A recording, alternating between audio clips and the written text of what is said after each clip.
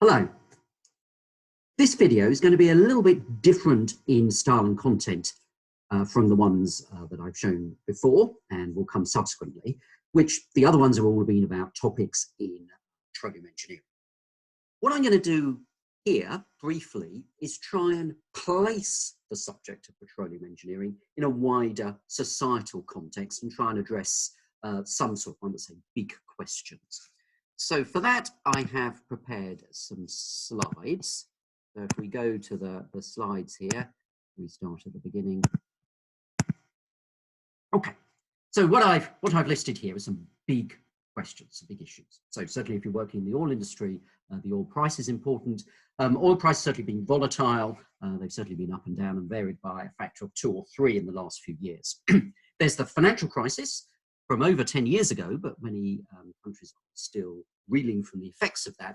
And one thing that fueled the financial crisis was actually a period of very high oil prices that made everything in society more expensive. Rising food prices, actually modern agriculture is very energy intensive, it does use hydrocarbons, and we need to grow more food for a growing world's population. And then there is the thought, well, we're talking about petroleum engineering, but maybe we're going to run out of oil. Have we reached peak oil? And seeing as how oil is intrinsic to virtually everything in our society and our economy, that may be a big concern, particularly with a larger population with aspirations of getting richer. So these would be big, difficult problems if it weren't for something else that makes it an even bigger problem, and which is obviously that burning fossil fuels releases carbon dioxide, and that carbon dioxide is causing global warming and in fact potentially catastrophic changes to our climate. So where are we heading? What do we have to do? Now, I'm not in this video going to essentially say, you know, what you should think, because there are some elements here that are potentially quite subjective, but I will present some of the data, raise the problems, and then give you some ideas of how you might analyze and formulate your own views. So the comment I'm going to have here is what's called the elephant in the room. That's an English expression, and what it means is there's a big issue that no one is talking about. Okay, so it is really where it's as though there is an elephant, but no one's talking about the elephant. And in petroleum engineering, that's obvious. We're talking about petroleum engineering, and yet there are many people in society who think that we should close down the oil industry as soon as possible because, obviously, of its contribution to global warming. Okay, so here's an example. This isn't necessarily a terribly new idea. So Naomi Klein, for instance, is a well-known Canadian social activist. She published a book 4 years ago, This Changes Everything, which is, this is the big dealing with climate. Then we have Jonathan Porritt as another example. He's a British environmentalist, has actually worked with the oil industry in the past, and he just said engaging with oil companies on climate change is futile. So how do we deal with this? You know, what is our view, or how do we try and place this in any sort of context? And we'll do that first of all by looking at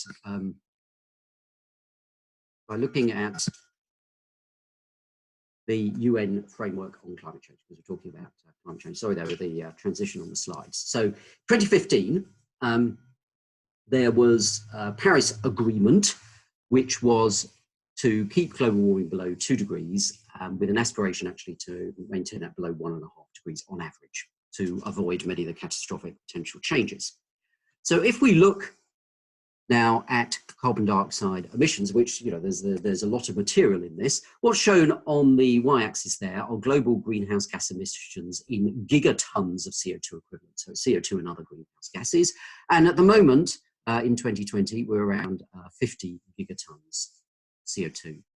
And what is shown here is a sort of, well, baseline. If we carry on this trend, right, we are looking at to emit even more and more carbon as the world's population grows and we become more prosperous. And we have temperature rises that are, you know, up to almost 5 degrees. So if we want to hit the Paris agreements, we need to be in this sort of green area. And you can see quite quickly, basically from now, we need to reduce our CO2 emissions to virtually 0 by 2050. So how much CO2 can we emit? Well, you sort of integrate under those curves for the different scenarios, but the good scenario where we avoid dangerous climate change, we're looking, right, at somewhere between 500 gigatons and, sorry, not 500, 500 gigatons or 1,000 gigatons, so something like of order a trillion tons or less. So what does that mean in terms of fossil fuel reserves? So here is a graph that actually shows the total CO2 emissions associated with the different fossil fuels. So here's oil. What's shown there in the darker color is the oil we know that's under the ground. What's shown in the lighter color is what potentially may be discoverable or recoverable. Okay, we've got gas and coal. And what we have here is, well, how much of this could we burn to remain within our targets? And this is the 2-degree target, which is, as I said, about 1,000 gigatons. And you can see, well, that means we can't burn our reserves of coal. Maybe if we just take the dark areas of the oil and gas, we could burn most of that. But actually, we're now looking at more like 1.5 degrees. And so we're looking at sort of halving this. So you can see here quite clearly that we can continue, and we will continue to burn some oil and gas, but we can't burn all of it. Okay? So that puts it in perspective. And so here is a comment from Oil Change International that says, well, we can't burn more than a carbon contained in already identified fossil fuel reserves. I will say principally that is coal, but in any event, why is the oil and gas industry spending a lot of money to try to find new oil and gas? Because we shouldn't be burning it. And what does that mean in a university context? So here is a web page from Stanford University. Stanford University does perform research that is funded by the oil industry. In fact, teaches petroleum engineering, but it also has a large endowment, has a large investment. And the students at Stanford essentially said that they should not, the university should be investing in fossil fuels. So their first stage here, this was divesting from the coal industry specifically. Then in a British context, one of the first universities, not the first, but one of the first universities to look at this was King's College, London. And that, again, started with a divestment. That is, they were not investing in companies that were involved in tar sands and coal, because they're the most CO2, I would say they emit the most CO2.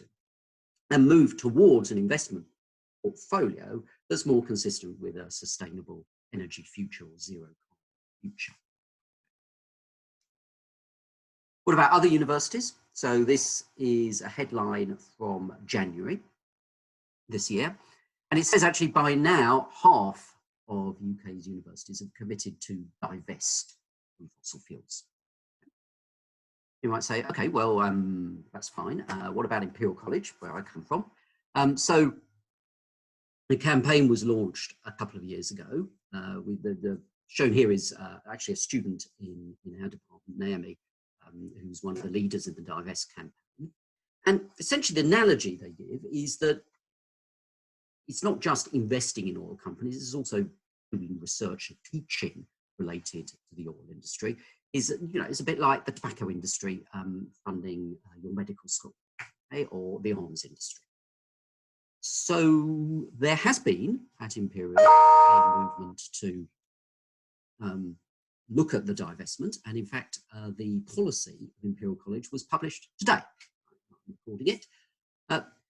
Actually, it's a somewhat more nuanced policy, which again says that we should be looking to invest in companies that are working towards meeting the Paris Agreement targets. That's limiting by global warming to 1.5 degrees. And not only that, is not just their investment, but also their portfolio of research and teaching should be around that. And so to do that, they will be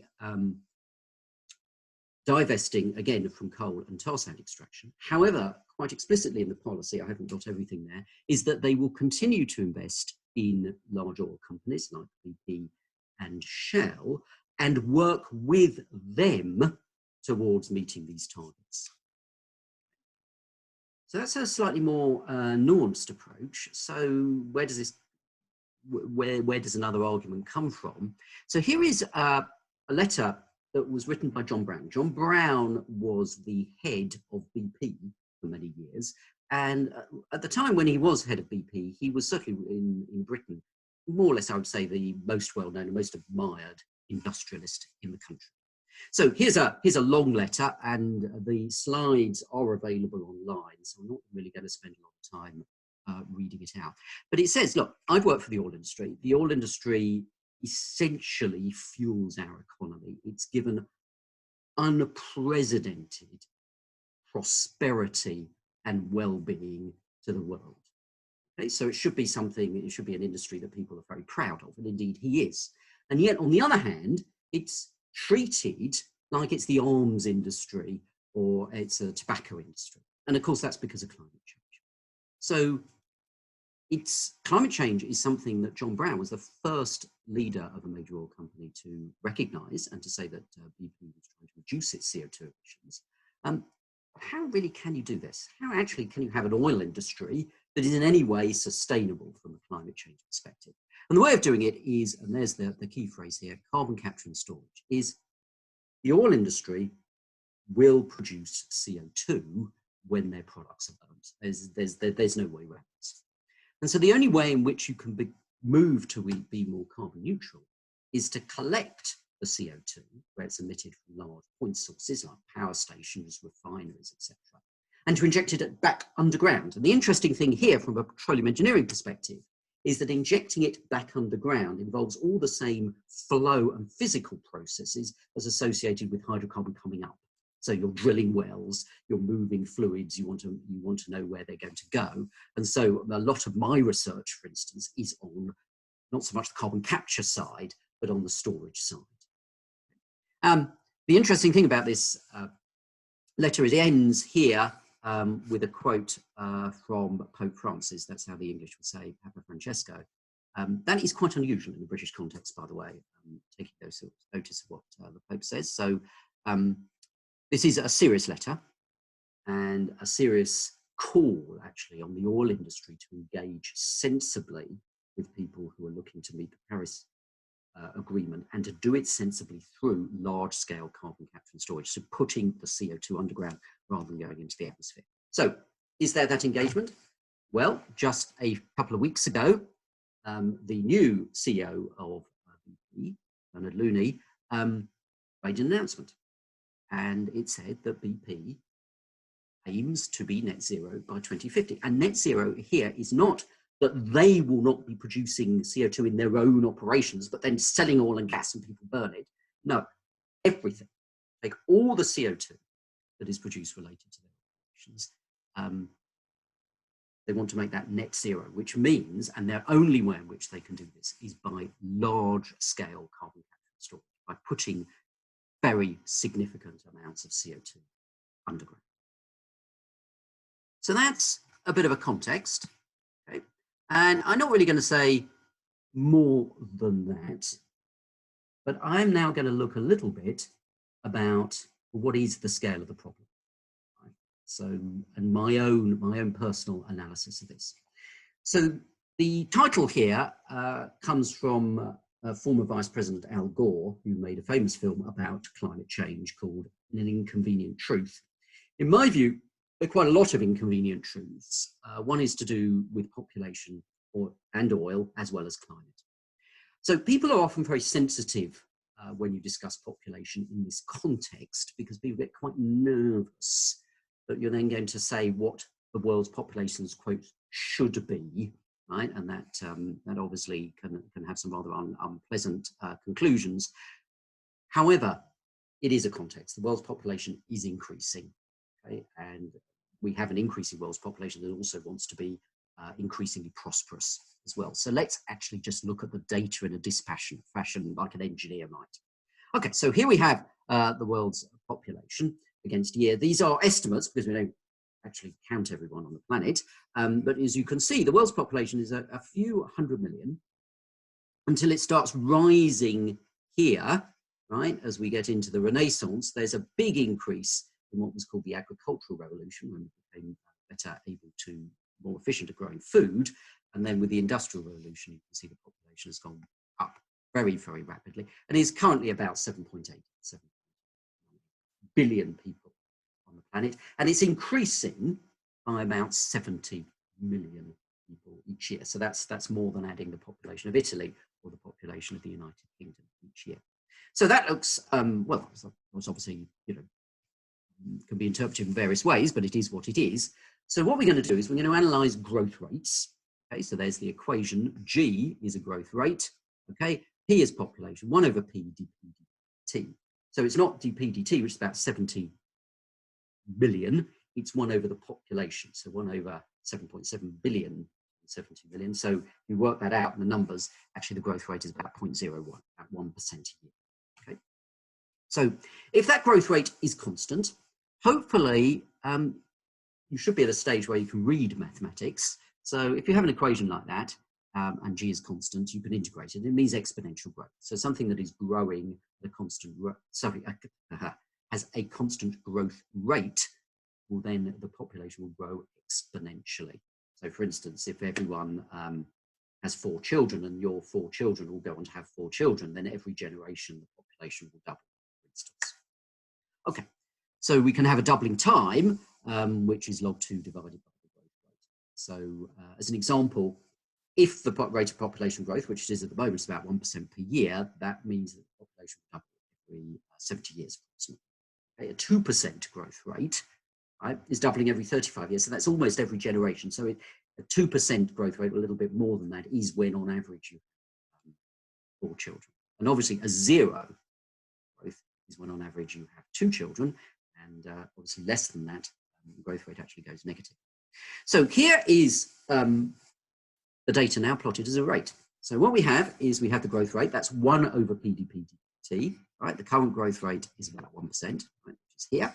And I've plotted it not against year, because I've plotted the last 2,000 years, so what's happening recently all gets a bit crunched up. What you do is you plot as a function of population. Of course, the population more recently has been very large, so it stretches out the recent data, so it's rather a clever thing to do. Okay, so this is the data up until 1950, and it's quite scattered, and there have been periods in the world's history when growth rates have been negative. The Black Death, the bubonic plague that swept Europe in the 14th century is one example. It's considered that when the Europeans discovered America and brought disease to the American continent, that also led to a reduction in population. And the other possible time in which the population declined was at the time of the fall of the Roman Empire. Okay, so, but what had happened since then is, in fact, that the population had been growth rate, sorry, had been increasing with population. This is the blue line just to guide your eye rather than the data. And it turns out that you can mathematically show that if the growth rate increases with population, the population becomes infinite at a finite time, which is clearly impossible. And then what happened, if you notice here, is the growth rate reached a maximum just over 2%. So on average, everyone having about 4 children. And then turn around and is actually declining. So although the population, the world's population continues to increase, the growth rate is going down. And it's going down almost linearly with population. And the peak growth rate was in 1963 when I was born, and it's been declining ever since. And there are lots and lots of reasons for that. It's called a demographic transition. It's not, by the way, associated with limiting resources. In fact, the world has never, on average, been so prosperous, so well-fed, so healthy. It's because people decide to limit their family size. It's a more social shift. And it's fit by an equation that's called the logistic equation. So 1 over P dP/dt, that's the growth rate, appears to be declining linearly with population. So this R is actually the growth rate if you were to extrapolate all to 0. And it gives you a growth rate of about 3%. And it is actually, for human beings, about the maximum growth rate we've ever seen in natural populations. So for instance, some of the early settlers of the United States would have on average 6 children, a growth rate of about 3%. Okay? That's the sort of maximum. And then it decreases linearly with population. And you can see this will be 0 when the population equals K. So K is actually the maximum. So that's called the carrying capacity. And so we seem to be heading on this trend, right? It's just a curve fit, right? It's not really a genuine prediction in this sense, to a world's population that is something above 11 billion people.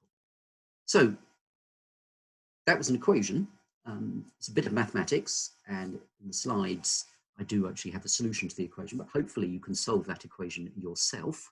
You can integrate that equation, and you can make predictions. And what you normally do is you make sure that this year, your prediction and the real data are the same, and then you make projections to the future. So this is what the United Nations estimates is going to be the world's population. You can see they correspond to my fit, okay? And this is going out to the end of this century. Okay. So how do the United Nations make their estimate? Well, they have professional people who look at trends in birth rates, family size. They look at also life expectancy. Funnily enough, they also look at immigration and emigration, which you might say on a global basis must cancel out by definition. But if you live in country A and move to country B, does your life expectancy and family size mirror country A or country B? And it's normally something in between. So that also has an effect. Okay, so both my simple equation, right, just an equation that I did a curve fit to, and the UN estimates actually are very consistent. So we're in 2020, right? We're heading towards 8 billion. By about 2050, we'll be about 9 billion. And although now we don't know what's really going to happen in the century, the idea is possibly that human population will be around 10 or 11 billion. Okay, we don't know for sure. This is a projection. We don't even call it a prediction, but that's fairly consistent. Okay, that's what the data says. I'm not going to say any more than that. So why did I talk about this? Why did I talk about this logistic equation? This logistic equation is used in population biology quite frequently. It turns out that you can use exactly the same equation to look at oil production. And this was first done quite famously by a geophysicist called M. King Hubbert in the 1950s and early 1960s. And so he actually looks at an analogy between population and oil, but there is a little bit of a subtlety here that often can cause a bit of confusion. Is we're looking at a world's population that started off low, it's been increasing, and then may reach a maximum. Now, oil production doesn't do that. It's more like the derivative, isn't it? Because oil production started off at 0, but it's going to end up at 0. And peak oil is when oil production is the highest. So what we're looking at is the analogy with population is actually cumulative recovery. It's all the oil that's ever been produced. And actually, that's quite a useful thing to look at in the context of climate change, because the climate impact of that oil is more or less, because the CO2 stays in the atmosphere for quite some time, is more or less proportional to how much oil we have ever produced. Not how much we produce today, right, or this year, but how much ever. So what we say is that to begin with, we produced no oil. Then we start producing more and more oil, and the rate of oil production, like the rate of population, goes up and up and up. And then oil production will decline, and there will be some time in the future when we are not producing any oil. And that actually is well known and understood. So when we're arguing about what's going to happen to be net zero by 2050, no one is suggesting that in 100 years' time there's still an oil industry. Okay? It's just a question of we will transition from fossil fuels to renewables. We know that. The question is how fast and at what scale. Okay? And how can we do this while maintaining the prosperity of the planet and dealing with climate change? Okay? That's the challenge. All right, so we have N, which is cumulative recovery. dP dt, which is population increase, is oil production, or delta N, for instance. Okay, and then we have a growth rate, and the carrying capacity is the total amount of oil that we ever produce and burn. Okay, so that's the sort of climate impact. So here, so King Hubbert, what did he first do? Well, what he first did is he looked at US oil production, which is a rather interesting story about how good this prediction could be, but also misleading. So here is oil production in thousands of barrels a day. So up until 1960, oil production was about 7 million barrels a day. And this, mirrors America's post-war prosperity. Essentially, oil production in the United States was going up and up and up more or less every year. Everyone assumed, look at that line, you just extrapolate upwards and it's just going to go up and up and up. And there's going to be plenty of oil. Everyone can drive big cars, and fair enough. And this was before there was any concern about climate change. What King Hubbert did was he did this logistic fit. Okay, so this is what I'm showing here. It's so slightly interesting. It was a bit obscure in his original paper what he did. It wasn't until much later that he sort of put some maths down. But so this is my analysis, not King Hubbert's. It's taking the data and using his method. Okay, so what you see here is that actually for quite some time, this would be the last 20, 25 data points, they actually follow almost a straight line. And you can extrapolate this downwards and you say, well, actually, no. Oil production isn't just going to go up and up and up. There's going to be, finally, we're going to produce somewhere between 150 and 200 billion barrels of oil. Okay, and we can find the K and we can find this R. And the peak oil for the United States will be when we're halfway through producing all the oil. Okay, so we can put it in the equation. So what he predicted using this was that US oil production would peak in 1980. So here is US oil production from 1970 onwards. 1960 onwards. It did indeed peak in 1970 and then started going down. So King Hubbert's prediction when he made it in the early 1960s was considered just outrageous. The US oil production isn't going to peak. He got it right. And for the subsequent 40 years, his predictions more or less matched what happened. Right? You see oil production go up and down. You might be worried, what's this dotted line? It turns out that the best data on oil production, the BP Statistical Review of Energy, that basically says any liquid hydrocarbons that are produced are added. The US Energy Information Administration also does oil production, but they do it in a strange way. They sort of split oil off into little categories, and then sort of this is oil, but not some types of oil, like oil that's produced from Alaska for some reason is different. No, it isn't. You sometimes produce oil when you're producing a gas field, so oil and gas are produced. Somehow that's different. No, it isn't. And then obviously what we're showing in this graph is unconventionals. I'm sorry, it's still oil, isn't it? So what we have here is a trend, you go up, reach a peak and go down. So it's very much this sort of peak oil type behavior. But then what we see, right about 10 years ago, is oil production going up.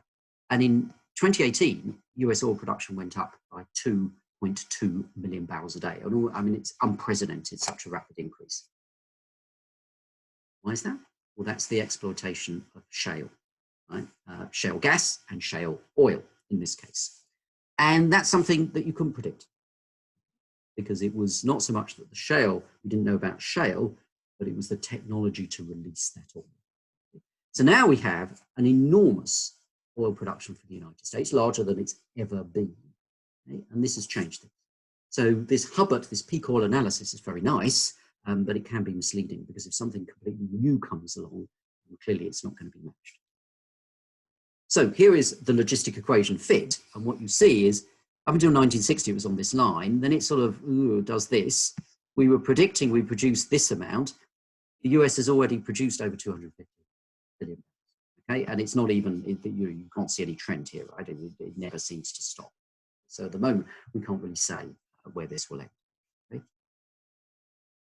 So let's do it for world oil production. There is, of course, a caveat with that, right? Because you may have global establishment of shale oil production. Okay? It's not just potentially just in the United States, but in the rest of the world, it is largely conventional oil.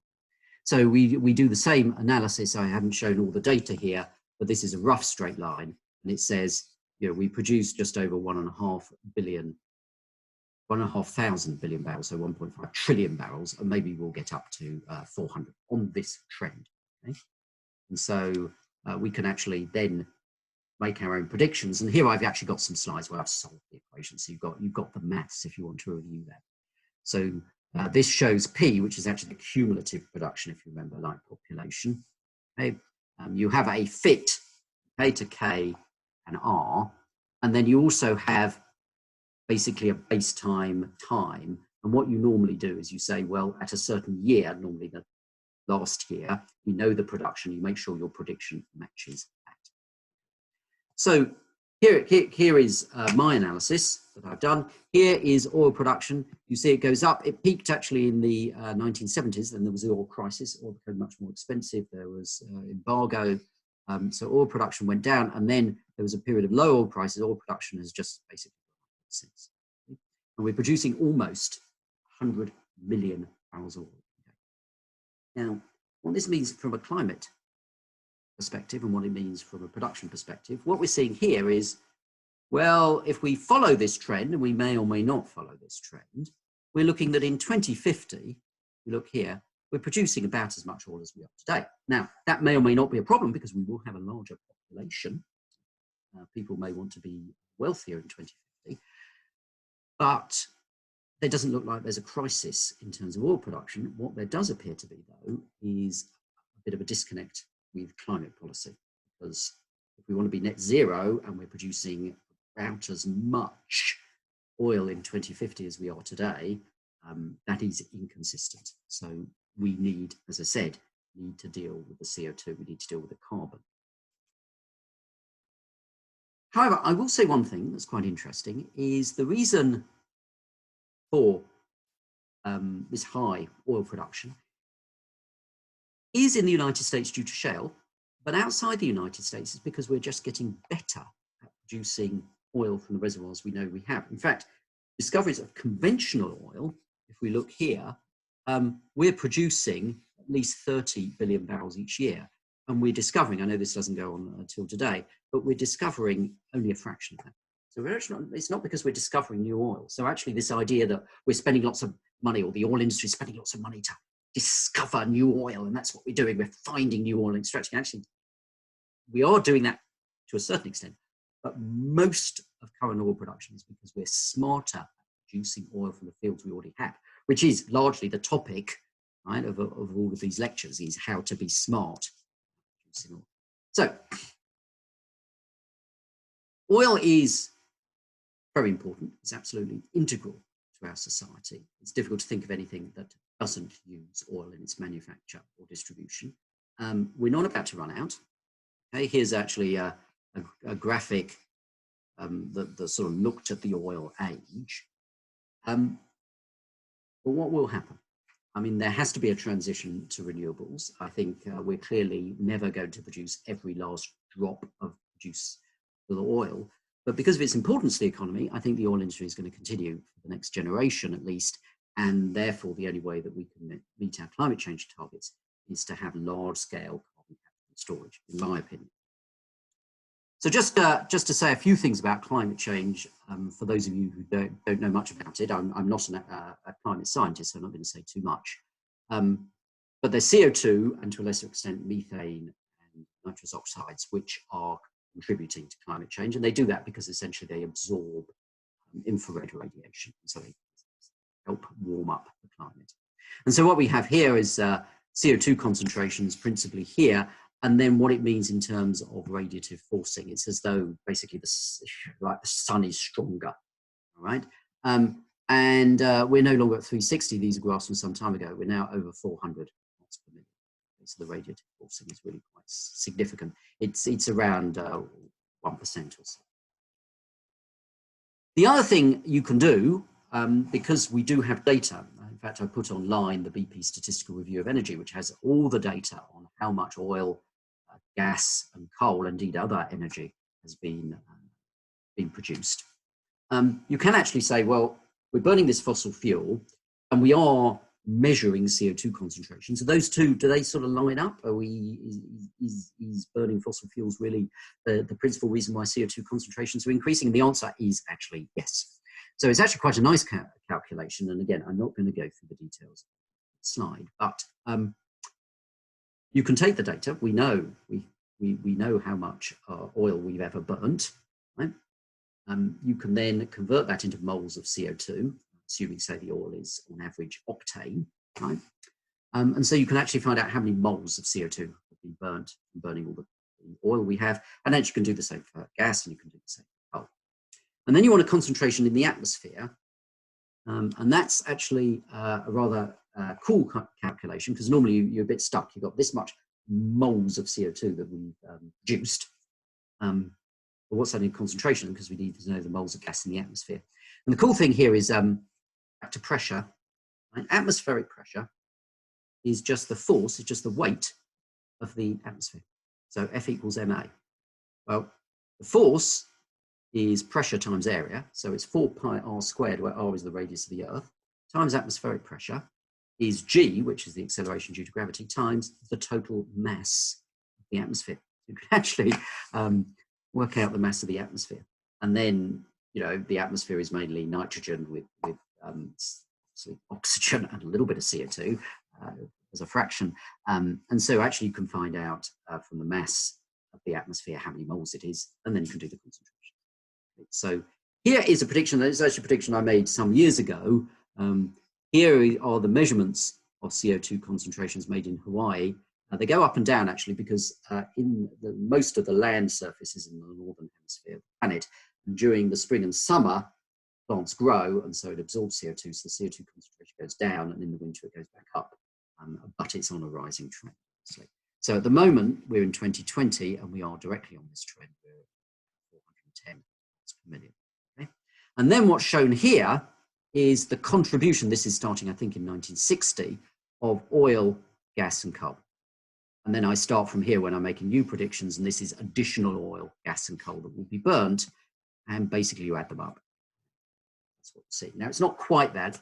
I've assumed that about half the CO2 gets absorbed into the ocean, and I haven't accounted for CO2 being emitted or absorbed due to land use changes. So there is actually a contribution due to basically cutting down forests and burning vegetation. But the principal thing is it's fossil fuels, and you can see here quite clearly that this is, we need to the scenario where we don't go much higher than 450. So if you look at this, we have to more or less eliminate coal. We have to transition from coal to renewables or gas to generate electricity. And the gas that we burn, or the oil that we burn in large central locations, all of that that CO2 doesn't go into the atmosphere, it has to be stored under. So here is back to one of the earlier graphs shown in another way, which is, you know, this is how much we've already emitted. This is how much we've got left, right? And this is potential reserves. And you can see again, we have plenty of carbon underground, particularly in coal, and that would then equate to very high CO2 concentrations and dangerous climate change. So, fossil fuel production, which is providing sufficient energy to a growing world population, increasing carbon dioxide emissions and climate change are all very major concerns. Okay? There's no doubt about it. Right? I've obviously given you some of my perspective, but I don't want to force that perspective on anyone.